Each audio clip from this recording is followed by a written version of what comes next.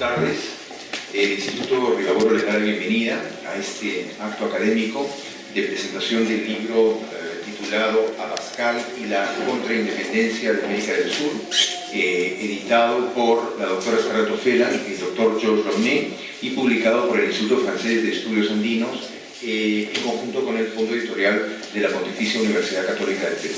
Para el Instituto es muy grato ser sede de este evento, no solo por el tema de libros, sino porque bueno, tanto Georges Romney como sobre todo Scarlett O'Phelan pues están muy vinculados al Instituto. Scarlett es miembro ordinario desde hace muchos años, inclusive fue hace algunos años directora del Seminario de Historia del Instituto, y en su condición de director del Seminario de Historia publicó e impulsó la publicación de varios libros del Instituto, con lo cual esta es su casa, de manera que es el lugar natural para la presentación de este libro. Además, se da la afortunada circunstancia de que estamos en el contexto de un seminario internacional sobre los sesquicentenarios de la independencia, que ha reunido un selecto grupo de investigadores latinoamericanos, que empezó ayer y termina mañana, de manera que es un contexto también muy apropiado para desarrollar este evento. De manera que, bueno, les doy la más cordial bienvenida como introducción del acto y cedo la palabra al doctor Georges Romney para iniciar la presentación. Perdón, al doctor Gerard Borras, perdón por el lapso. Georges Romney está muy presente también en este evento, ¿no? Muy bien, perdón, Gerard. Muchas gracias, y me parece muy bien que evoquemos entonces a mi colega y amigo Georges, ¿no?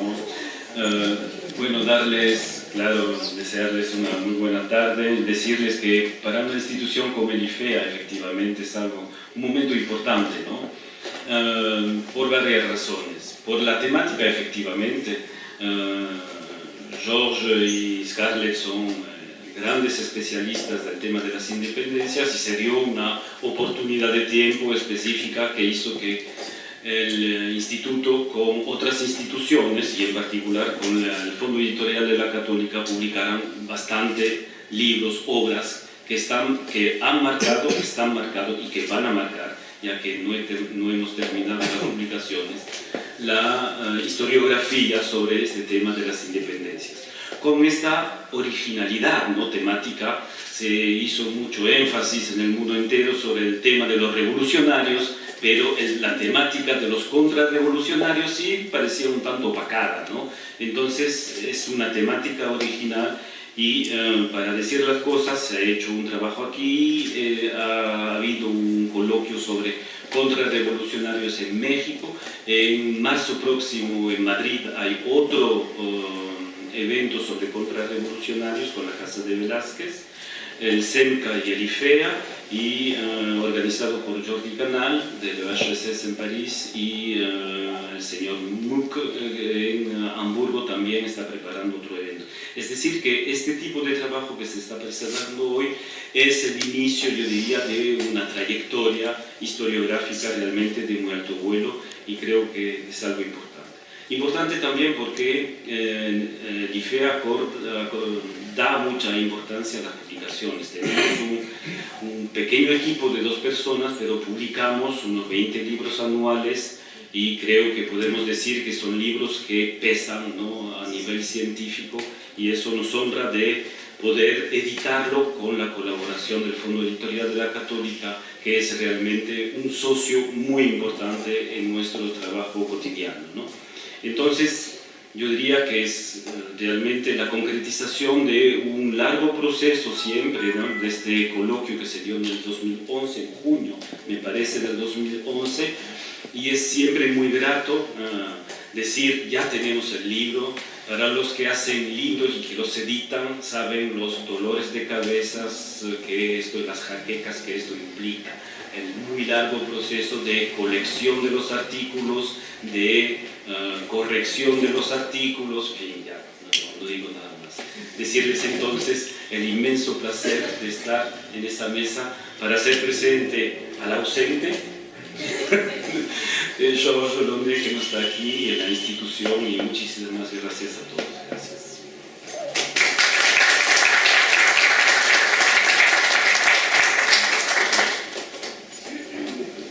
Bien, entonces le cedemos la palabra a la doctora Carlota Casero.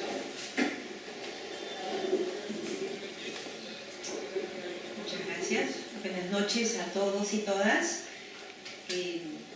Quiero agradecer en primer lugar el haberme considerado para presentar y comentar este importante libro. Agradecer a Scarlett, a George a Lifera y a la Católica.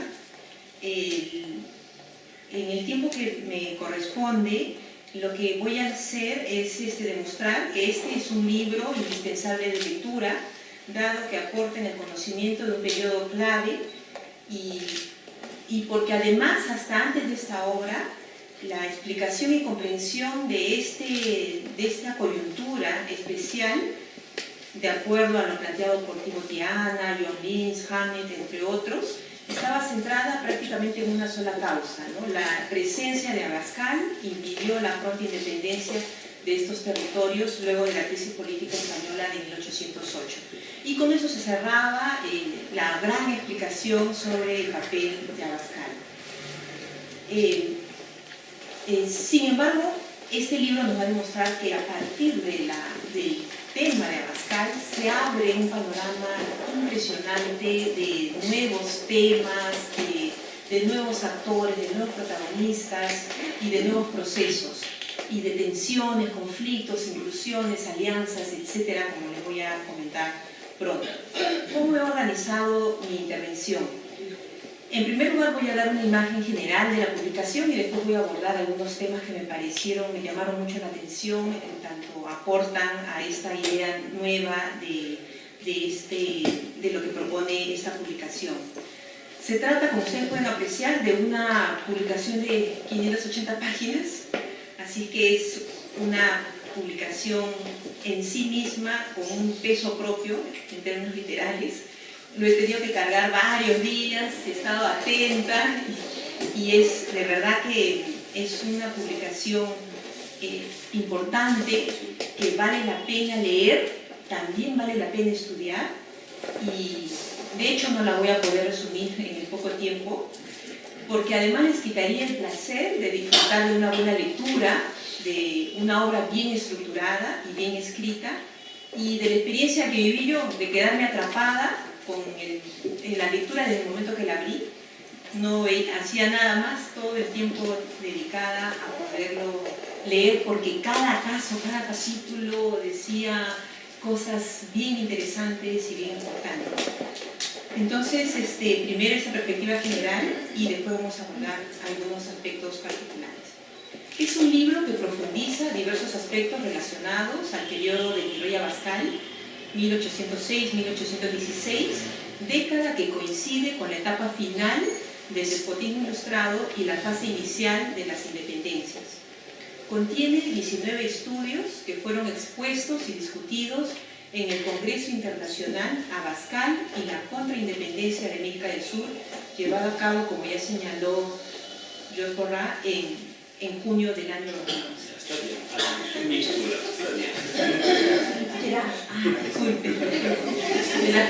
Sí,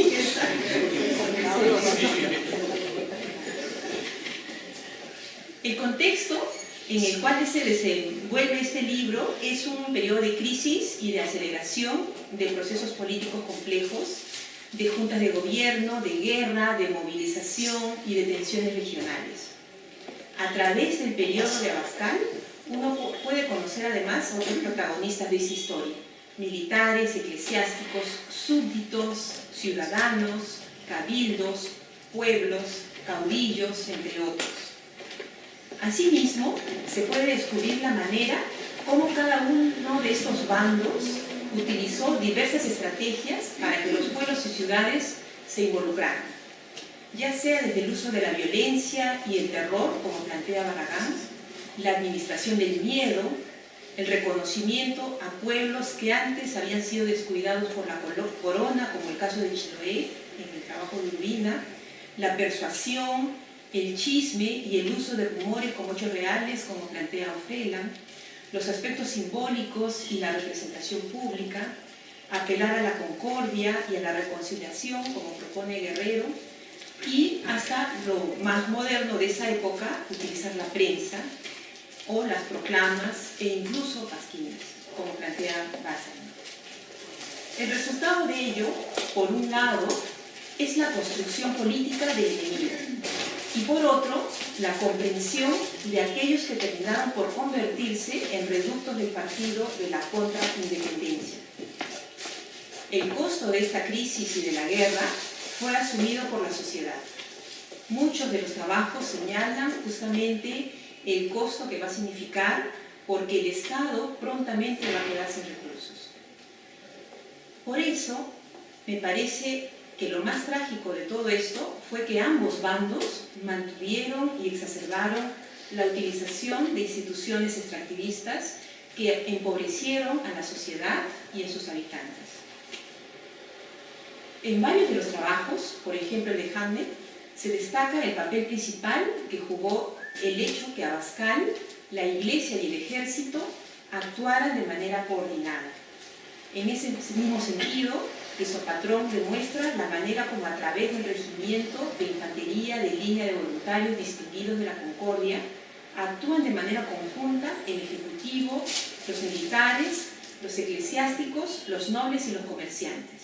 En ese sentido, este bando realista actúa de manera conjunta. Lo que me llama la atención, y por eso deseo detenerme, es la alianza entre Ejecutivo, Iglesia y Ejército. ¿Por qué? Si recordamos el periodo Borbón, en ese periodo la Iglesia fue paulatinamente desplazada por el Ejército, en esa transformación de la monarquía católica y gobierno pactista de los Habsburgo a un régimen absolutista como fue el Borbón. Entonces, lo que me queda claro después de leer este libro es que en este periodo de crisis española se abre a partir de 1808 un nuevo escenario político. Se abre, por lo tanto, un periodo de transición política, categoría que ayuda a comprender mejor el papel que juegan Abascal y los actores políticos en esta coyuntura. Tal es así, y tal como lo señala Kleiber, el territorio en el cual actúa Abascal trasciende el que le correspondía según la nueva división del virreinato borbónico. Y nuestro personaje, además, actúa con mucha discrecionalidad, incluso más que otros virreyes contemporáneos, como sostiene Hamlet. Mientras que la experiencia misma hace que algunas ciudades experimenten que puedan manejarse de manera autónoma. Si bien se ha mencionado que los realistas actuaron unidos, ello no fue así en todos los casos, y eso es lo que justamente plantea y da luz a esta publicación, ya que también hubo tensiones, como lo demuestra Hernández García en el caso de Piura, en torno al Cabildo Constitucional, reflejo de que la élite de ese entonces no era una élite homogénea, sino que a propósito del Cabildo Constitucional se enfrentan élites, las tradicionales con las nuevas, para definir cuál de ellas iba a tener el control sobre esta nueva institución. Asimismo, si lo miramos desde el lado más bien de los rebeldes, de los patriotas, en ese caso, Seiner destaca las fisuras que hubo en el movimiento de los rebeldes, especialmente entre las dirigencias. Igual pasa cuando se aprecian las tensiones entre la Junta de Buenos Aires y Castelli, tal como lo sostiene Bassano. En otros casos se aprecian también situaciones contrarias, donde poco a poco comienzan a ser incluidos otros sectores, como demuestra Ofeland con la conspiración de Lima de 1814. Situación de por sí altamente peligrosa, porque Abascal no quería que en Lima haya caudillos ni revolucionarios. El otro tema que me llamó la atención fue esa influencia de estar cerca al otro. En el caso de los patriotas, cerca al rebelde, o en el caso de los patriotas, estar cerca a los realistas, o en el caso de los realistas, estar cerca a una ciudad donde se haya organizado una junta. En ese sentido, dos estudios, el de Hernández García y Verdo, muestran cómo el estar cerca al otro, ciudad insurgente, Quito, o a los realistas, Salta y Tucumán, hace que Piura tenga una actitud particular que por su propia configuración e intereses regionales y locales sea no solo un reducto realista, sino que luego sea prontamente patriota, ya que la expectativa autonomista los hace experimentar esos derroteros. En síntesis, para ir ya cerrando con mi intervención, se trata de un libro que aporta nuevo conocimiento a una coyuntura clave que da lugar al inicio del proceso independentista. Con esta obra cobran importancia nuevas regiones: Tacna, Piura, Charcas, Chiloé, Salta, Tucumán, Pasto, entre otras, quienes aportaron con recursos humanos, bienes, dinero, para atender los costos que implicó este proceso. También tenemos mejor claridad respecto a diversos grupos y su participación: eclesiásticos, militares, indígenas, comerciantes, nobles titulados, rebeldes, caudillos, punteros, entre otros. Además, se incorporan junto a la figura de Abascal otros personajes como Osorio, Goyeneche, Tristán, Ignacio Custis, Rodríguez, Quintanilla, Huesmes, Castelli, entre otros. En síntesis, es una obra de indispensable lectura para los estudiantes de ciencias sociales, especialmente de historia y de ciencia política, porque aquí se está debatiendo un tema de poder y una particular coyuntura política, por lo que saludamos a los organizadores de ese Congreso Internacional, cuyas actas hoy se presentan en este libro, así como a las instituciones que hicieron posible esta publicación. Muchas gracias.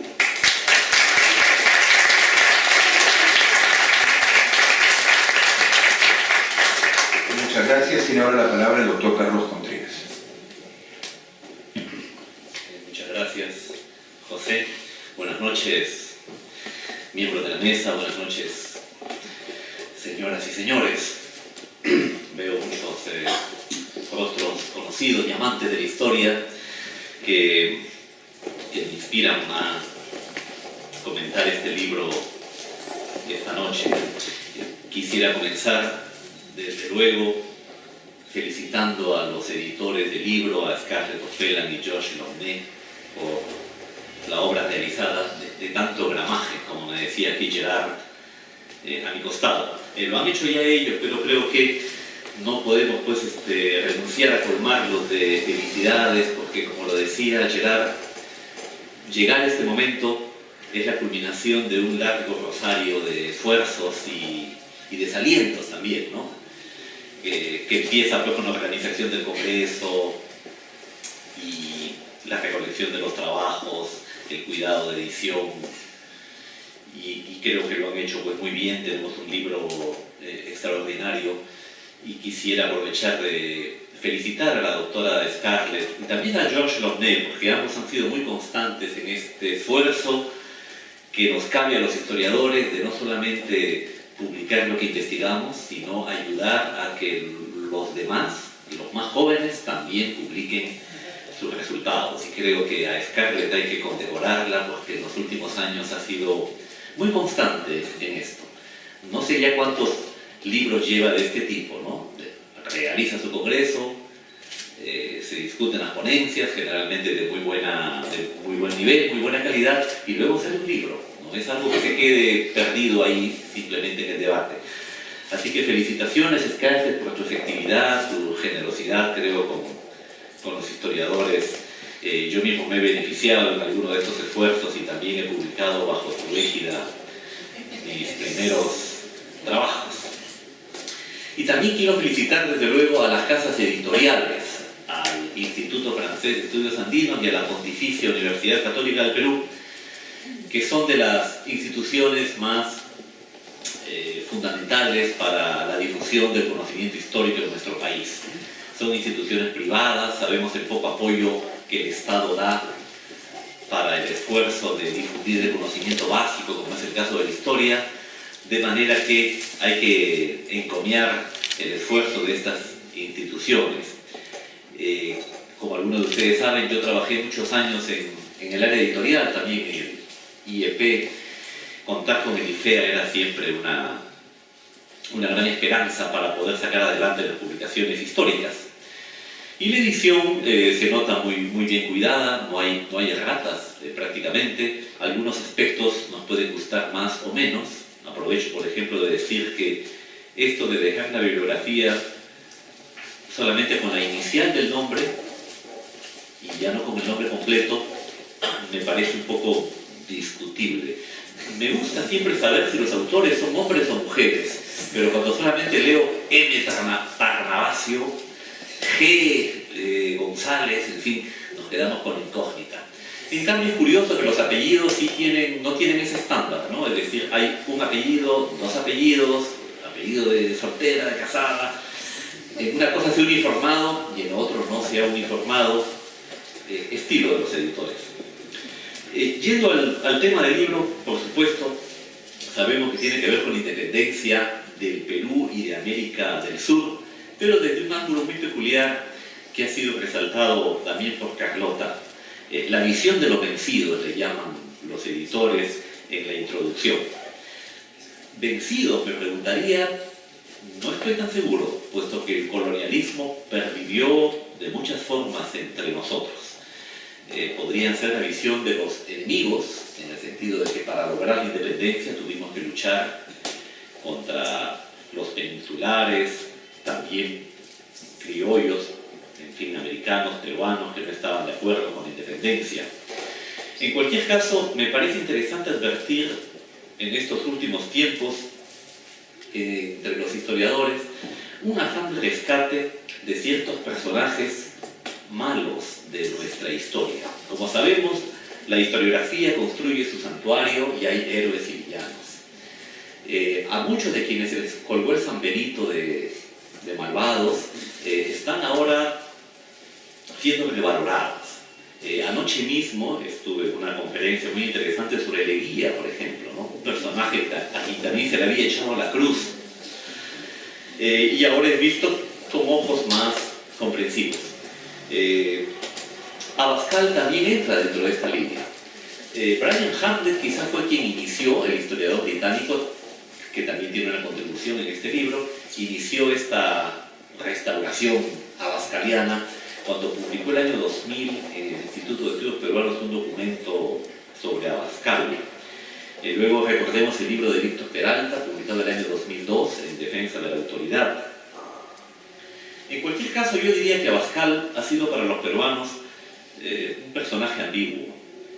Por un lado, autoritario, despótico, conservador, enemigo de las libertades, pero de otro lado, exitoso en lo que se proponía, efectivo en concretar sus programas y recuperador de los grandes territorios que alguna vez pertenecieron al virreinato peruano.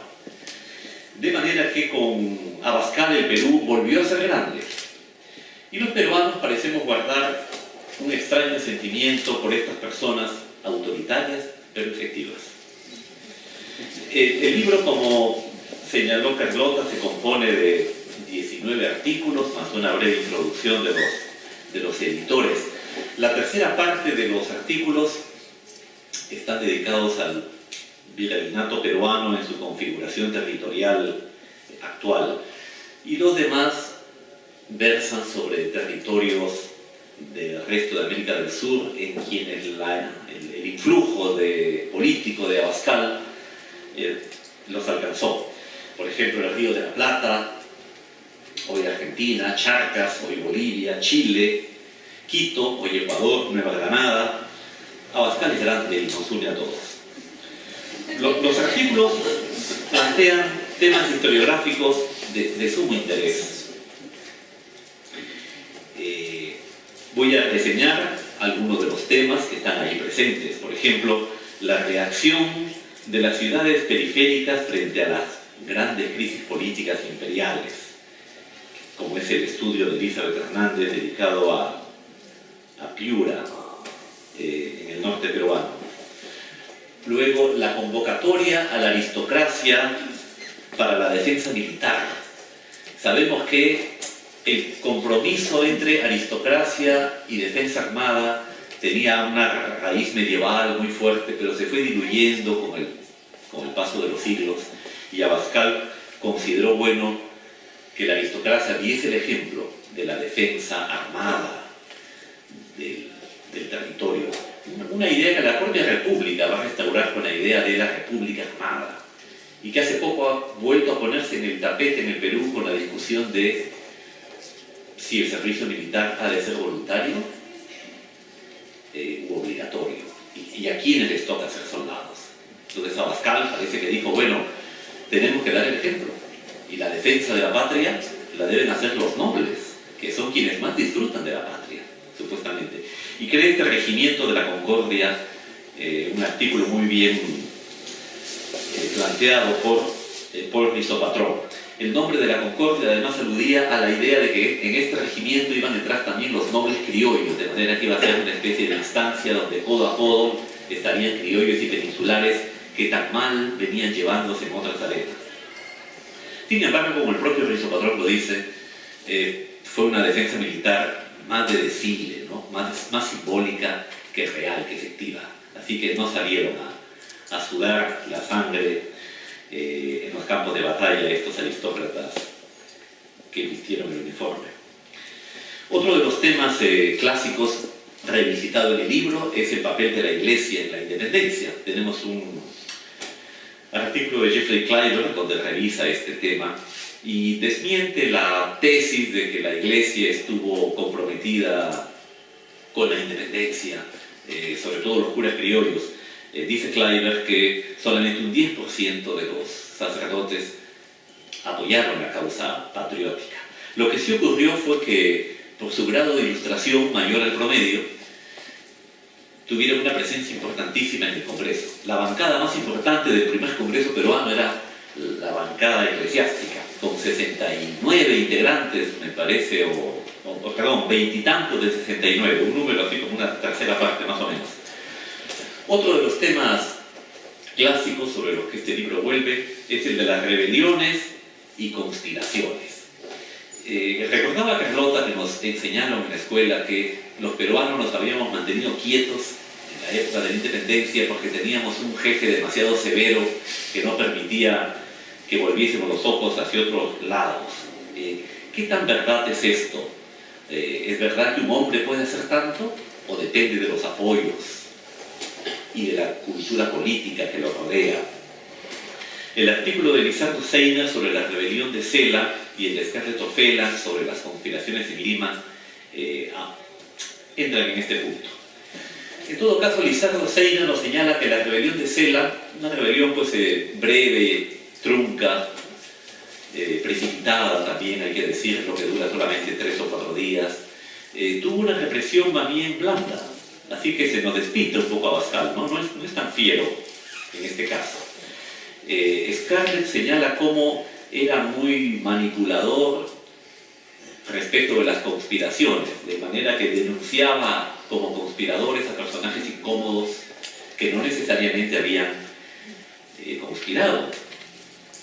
En todo caso, este tema de las conspiraciones sirve para replantear en el texto de Scarlett la tesis de si Lima fue una ciudad fidelista que no luchó por la independencia. Ella muestra que la gente se reunía en cenáculos, en las casas como esta, me imagino, a discutir las novedades de la península. Y de manera que sí se interesaron en la dimensión política y se atrevieron a leer y discutir tesis autonomistas. Yo diría simplemente, por lo menos, ¿no? O sea, ya que menos podríamos pedir de una capital, de un virreinato, que discutan las cosas que pasaban en la península. Otras ponencias, como les digo, sobre otras partes de América del Sur están llenas de temas de interés.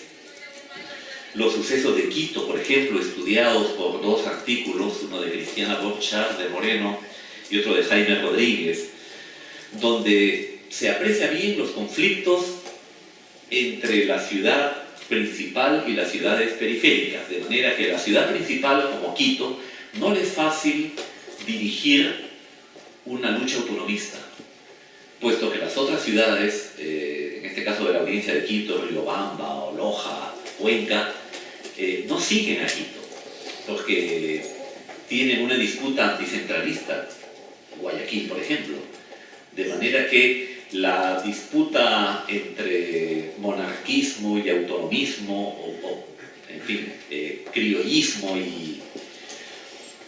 y peninsularismo, digámoslo así, se ve atravesada por otra tensión entre centro y periferia. Y es esta división la que aprovecha, claro, Abascal para reinar entre divididos. Otro artículo muy interesante, el de María Jimena Urbina, donde conocemos la historia de estos personajes llamados los chilotes, indígenas residentes en la isla de Chiloé, en el sur de Chile, y que persistieron en la defensa del Imperio Español y de Fernando VII. Son algo así como nuestros iquichanos. Y María Jimena Urbina resalta cómo luego ellos son conquistados y sometidos por los libertadores, de manera que para ellos la independencia fue más bien su sometimiento. Temas como este hay varios en el libro y nos invitan a ver pues cómo el tema de la independencia se vive de distintas formas según la ubicación que uno tenga en la sociedad que se ha independizado. Unos se independizan más que otros, en otras palabras, y unos resultan más sometidos que antes, después de la independencia. Algunos temas sobre la época de Abascal los he echado en falta, porque seguramente los han dejado los editores para otros esfuerzos. Tampoco podemos pedirle todo a Scarlett. Y quisiera mencionar algunos de estos temas que me hubiera gustado ver en un libro sobre Abascal. Tenemos un artículo sobre la rebelión de Cela, ¿no? La de 1811 en Tacna, que fue la más cortita y derrotada. Y me pregunto, ¿dónde están las otras rebeliones de más trascendencia e impacto? La de Huánuco en 1812 y la del Cusco en 1814. Ya viene, me dice aquí Gerard, ¿no? Ya viene. Bueno, la de Huánuco el año pasado pasó un poco sin pena ni gloria. Sé que hubo un panel en estudios generales en la Universidad Católica y esperamos que para la del Cusco del próximo año, que es una rebelión que dura varios meses, que se extiende por todo el sur andino con ramificaciones al Alto Perú, haya conmemoraciones, investigaciones que la saquen del olvido, ¿no? En todo caso, como el Congreso de Scarlett y la UNED fue el 2011, me imagino que Cela estaba pues más en la actualidad conmemorativa en ese momento. De otro lado, los temas económicos, no los veo. Recordemos que la tesis de Timothy Ana fue la de un virreinato derrotado por las penurias económicas, por la pobreza fiscal. Abascal debió luchar muy duro en este terreno en una coyuntura muy complicada, con un comercio interrumpido por las guerras de España contra Francia e Inglaterra, con una minería decadente. Se había abolido la mica por las Cortes de Cádiz, se había abolido el tributo indígena y la actividad comercial y minera, como les digo, había decaído. Entonces, ¿cómo podía Abascal sostener el esfuerzo de la contrarrevolución? Fue muy complicado y tuvo que diseñar una gran reforma fiscal en 1815 que me hubiera gustado, como les digo, ver tratada o en todo caso estar presente en la discusión. Esta reforma fiscal de 1815 es bien importante porque introduce una serie de principios fiscales que luego la República va a continuar. Hay aquí una continuidad con la República. Por ejemplo, restaura la contribución de indígenas, pero ya no solamente de indígenas, sino que le extiende a las castas. De manera que deja de ser un impuesto étnico y pasa a ser un impuesto, algo así como impuesto mínimo. Quien no paga alcabalas, almojarifazgos y los impuestos, vamos a decirlo así, del producto del comercio, tiene que pagar su tarifa mínima, que es el tributo de indígenas o castas. Y luego introdujo el impuesto sobre la propiedad territorial, que en el Perú casi nunca ha tenido figuración. Es decir, los propietarios del suelo casi no pagan nada. Hoy día pagan las municipalidades un poquito. Pero quien introdujo el impuesto sobre la propiedad territorial, el llamado predial urbano y rural, es Abascal en 1815. Yo creo que no deberíamos, pues, tener una división tan tajante como lamentablemente veo entre historia económica e historia política. Pareciera que es casi como si eres hombre o mujer, ¿no? Y pienso que la historia política y la historia económica tienen muchos nexos, y la fiscalidad es uno de ellos. Porque obviamente a través del sistema tributario unes intereses económicos y políticos. Y finalmente, en este pliego de cosas que nos gustará leer más adelante, el pensamiento conservador. Quizás debimos tener un artículo sobre ello, ¿no? Porque claro, a Pascal se le pinta como el príncipe de los conservadores. Bueno, ¿qué querían? ¿Qué pensaban ellos? Algo de esto está en el artículo de Paul Christo Patrón, que quizás es el que más esmera en restaurar el pensamiento conservador. Pero yo creo que, ya les digo, Abascal no podía estar solo. Si fue un hombre exitoso y efectivo, es porque reposaba sobre un cuerpo burocrático, intelectual, una cultura política que respaldaba sus esfuerzos. Después de todo, la guerra de la independencia fue una guerra civil. Creo que esta conmemoración de la independencia, que en el Perú se viene calentando pues lentamente, pero poco a poco para el bicentenario, va a ser diferente a las anteriores, a la del sesquicentenario y a la del centenario, en el sentido de que los historiadores parecemos más libres de juzgar la independencia de una forma desapasionada. Tal vez a esto se refieren Lomné y Scarlett O'Phelan cuando dicen en la introducción que el Perú hace muy pocos años ha entrado a la era historiográfica. Me imagino que esto de la era historiográfica quiere decir que los grandes acontecimientos son vistos de una forma, pues esto, desapasionada, académica. Por ejemplo, no nos sentimos tan compelidos como para el sesquicentenario a aceptar la tesis de que la independencia fue algo positivo. Pudo no serlo en muchos aspectos y me parece bueno que lo discutamos con esta libertad. Muchas gracias.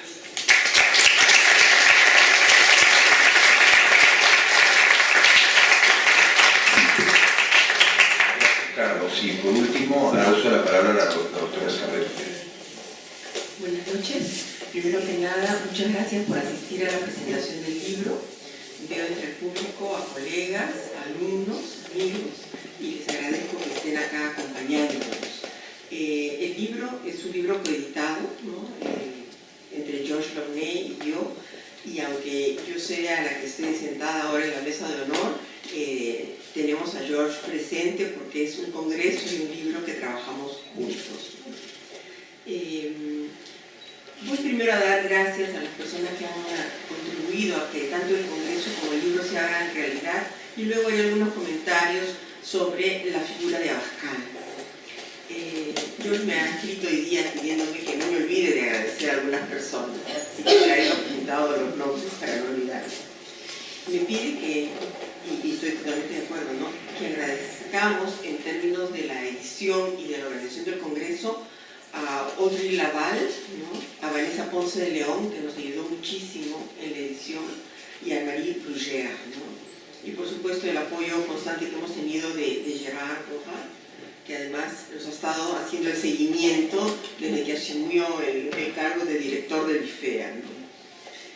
Quiero agradecer muy particularmente al rector de la Universidad Católica, a Marcial Rubio Correa, en la medida que desde un principio él apoyó este congreso y lo ha seguido apoyando hasta el día de hoy.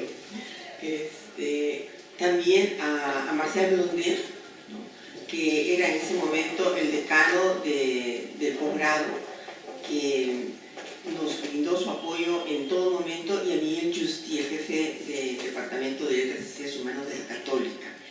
Patricia Arevalo estuvo a cargo de la contraparte en términos de la edición por el Fondo Editorial de la Católica.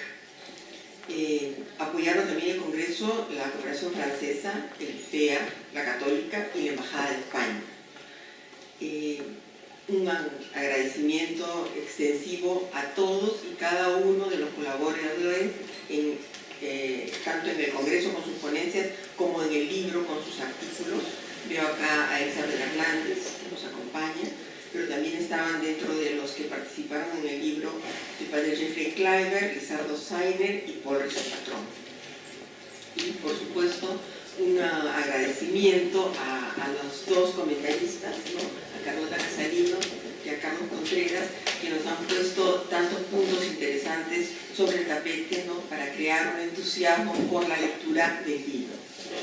El Congreso sobre Abascal partió porque era un personaje que nos resultaba altamente polémico, ¿no? Yo había tenido acceso a dos comentarios que me interesaron mucho. Uno sobre Hamlet, que en los escritos que él tiene habla de el virrey que luchó en dos frentes, ¿no? O sea, que tuvo la capacidad para controlar Quito en el norte y controlar Charcas, Buenos Aires y Santiago en el sur, ¿no? Entonces, esta figura, digamos, militarmente tan poderoso y tan buena estratega, ¿no? Otro comentario fue el que leí en un trabajo de John Lynch, donde decía que era, digamos, era el hombre poderoso de América, ¿no? Y claro, cuando uno comienza a ver cómo tuvo la capacidad, ¿no?, de poder enviar al ejército realista a donde hubieron conatos rebeldes, sobre todo en los espacios cercanos al virreinato de Perú, resulta un personaje interesante, ¿no? En el libro aparecen artículos, digamos, de colegas que tienen, digamos, el enfoque de los lugares donde Abascal llegó con la represión, ¿no? Hay artículos así sobre Colombia, sobre Pasto, por ejemplo, ¿no? Sobre Quito, sobre Guayaquil, ¿no? En el caso de Bolivia, ¿no?, que fue tan cruenta realmente la actuación del ejército realista, ¿no?, con Goyeneche, y que justamente la represión tan fuerte hizo que la respuesta fuera también extremadamente violenta, ¿no? En el caso de Chile, ¿no?, y en el caso del Río de la Plata. Y este es un caso interesante, porque se supone que Abascal, el primer nombramiento que tuvo en América fue para ser virrey del Río de la Plata, ¿no? Y entonces, cuando iba allá hacia el Río de la Plata, tuvo un problema, tuvo que detener el viaje y le llega el ofrecimiento de que sea virrey del Perú. Y entonces era evidente que frente a un virreinato que se había formado en 1776 a un virreinato del siglo XVI, él optó por el gran virreinato, por el Perú, ¿no? Yo me pregunto, si hubiera sido virrey del Río de la Plata, ¿cuáles habrían sido los acontecimientos insurgentes en Buenos Aires? Viendo su actuación política desde Lima, ¿no?, ¿qué habría pasado realmente con él como virrey de Buenos Aires? En todo caso, nos prefirió a nosotros, vino al Perú, y bueno, de aquí desplegó pues una capacidad represiva realmente impresionante, pero no solamente a nivel militar.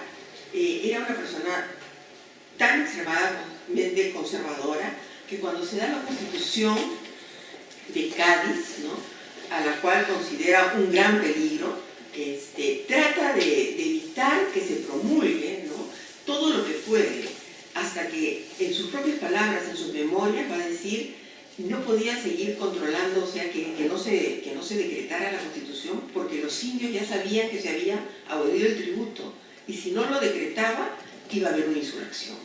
Entonces, inmediatamente cuando regresa Fernando VII en el año 14, él da marcha atrás, ¿no?, anula la Constitución, que para él fue un punto que marcó sin retorno el destino de América. Y ahí su posición va a ser, eventualmente América se va a perder, pero yo estaría aquí para hacer que ese proceso sea lo más prolongadamente posible, ¿no? Y es lo que dice. Cuando se retira en el año 1816, tiene un escrito como para despedirse, digamos, en el que dice que él sabe que tiene muchos enemigos, pero que lo que también sabe es que mientras él ha estado en el virreinato, ¿no?, el virreinato ha estado bajo el control de la corona española, y entonces ese antecedente no se lo puede quitar nadie, ¿no? Entonces, esos elementos de este personaje polémico, de este personaje que realmente llegó pues no a ampliar el territorio virreinato, porque lo que controló va a ser parte de la audiencia de Quito, y luego va a retornar el Alto Perú a Perú, pero Buenos Aires se va a escapar de las manos. En Chile va a ser una situación, digamos, en que algunos momentos lo va a tener más cerca y otros momentos más lejos, pero era un personaje polémico, ¿no? Y como comentaba Gerard Bourras, ¿no?, interés que hay ahora por lo que es la contrarrevolución, era interesante también darle un perfil, ¿no? O sea, compensar un poco, ¿no? Todo lo que se dice sobre el ejército libertador y el ejército patriota, etcétera, con qué había motivado pues a este tipo de política de fronteras, ¿no? y política militar de parte de Abascal. Y entonces esa fue la pregunta y el tema que nos hizo pensar en el Congreso y luego armar el libro, que afortunadamente tiene una gama de temas, que da una imagen mucho más completa de lo que fue la gestión de Fernando de Abascal y Sosa, ¿no? Para la segunda edición invitaremos a Carlos Contreras para que escriba el artículo sobre la situación económica del virreinato de Perú durante el gobierno del virrey Abascal.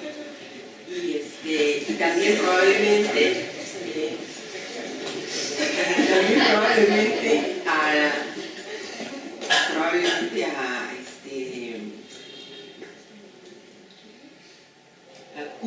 a Ricardo Cubas, ¿no?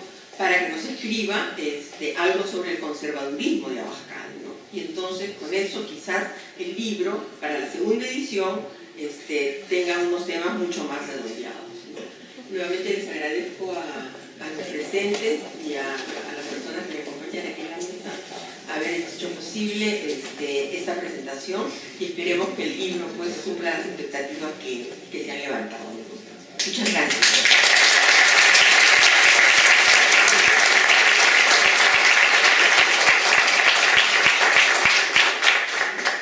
Tan solo para terminar, bueno, y cerrar, decir que efectivamente con Scarlett estamos preparando el Congreso de 1814, el próximo, entonces eso está efectivamente por venir. Y el libro, claro. No, bonitas colaboraciones que están por venir realmente. Bueno, con todo, bueno, el anfitrión me hace el honor de cerrar, ¿no?, la mesa. Decirles el placer que hemos tenido de tenerlos todos aquí, gracias a la mesa, por favor, y bueno, creo que un vino de honor nos está esperando. Muchas gracias a todos. Gracias.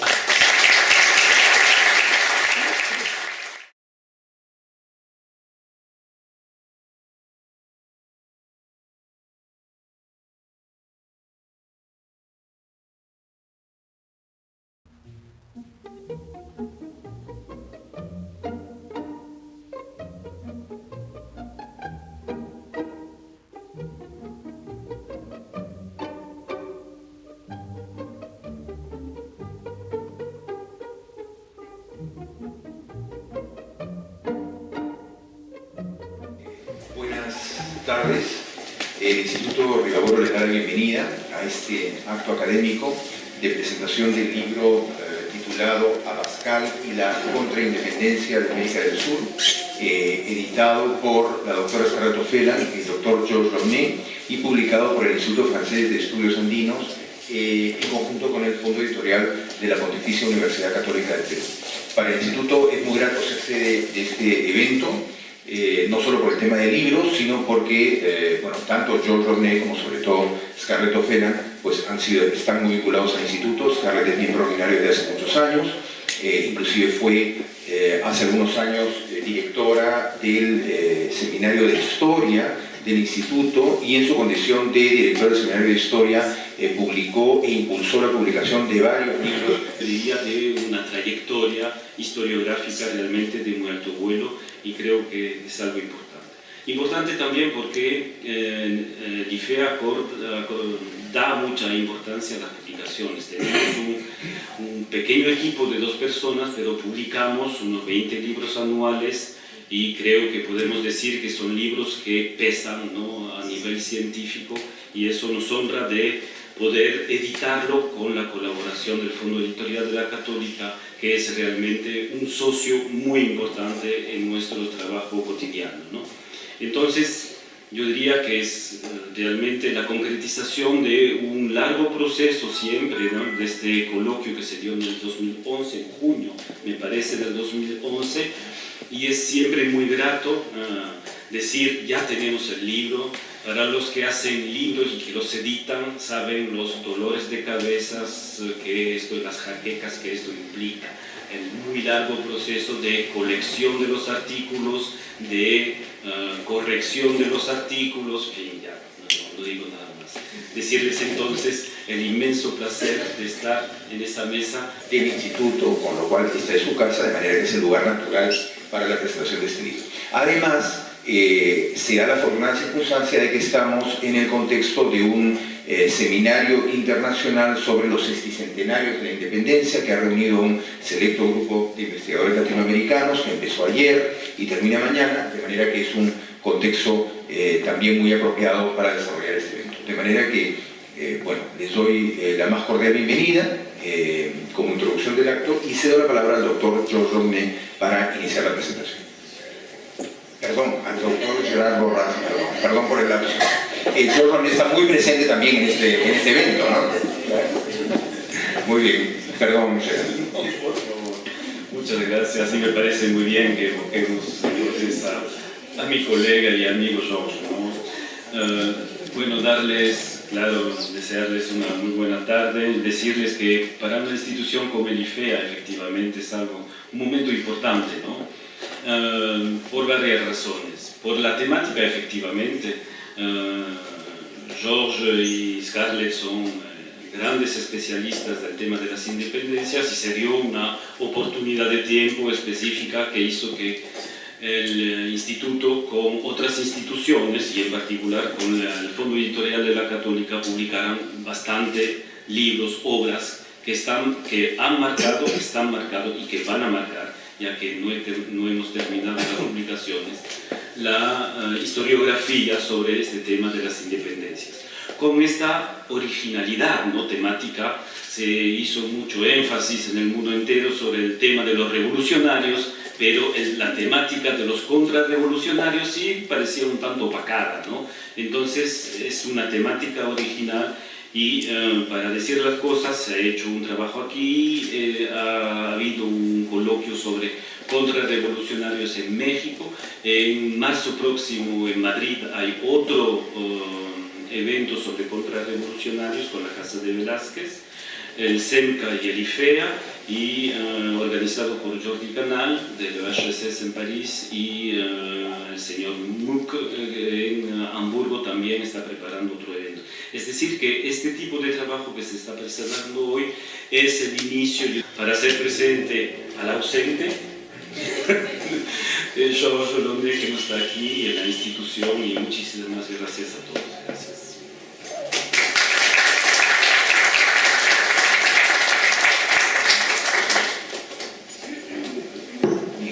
Cedemos la palabra a la doctora Carlota Casero. Muchas gracias. Buenas noches a todos y todas. Quiero agradecer en primer lugar el haberme considerado para presentar y comentar este importante libro. Agradecer a Scarlett, a George Romney, que no está, a Ifera y a la Católica. En el tiempo que me corresponde, lo que voy a hacer es demostrar que este es un libro indispensable de lectura, dado que aporta en el conocimiento de un periodo clave y porque además, hasta antes de esta obra, la explicación y comprensión de esta coyuntura especial, de acuerdo a lo planteado por Timothy Anna, John Lynch, Hammett, entre otros, estaba centrada prácticamente en una sola causa, ¿no?